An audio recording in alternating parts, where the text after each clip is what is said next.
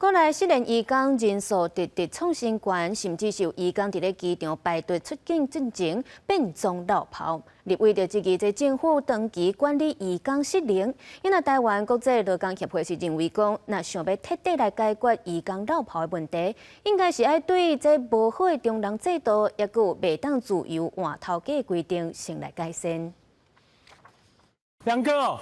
对外面来，咱看到两个移工是无险被建筑物挂壁到别栋的厝顶，互人看一个拢替因紧张。新北市路州13查到一个失联移工案，警察看到开始要甲因抓，成功逮捕两个超过期限阁停留含失联的移工。好像还有一个成功于另栋建筑顶楼查获2名逾期停留及失联移工，全案依入出国及移民法解送至移民署专勤队收容。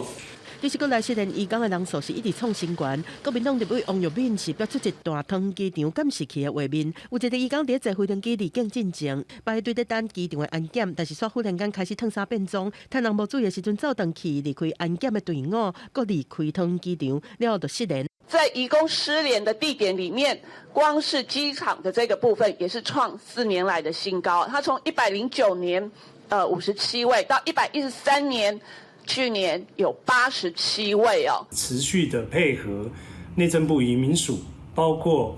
查处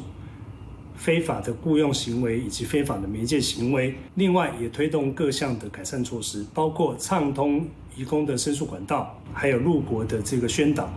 来宣导相关的失联责任。 立委嘛讲，咱国失联移工的人数对109年初48000多人，到113年底已经增加到9万人这么多。这个政府伫移工的管理长期失联，台湾国际劳工协会是点出讲，想要对根本来改善到移工的问题，应该对政策面来做。绑住移工、勒住移工脖子的这个，其实是这个私人中介系统，加上长期以来。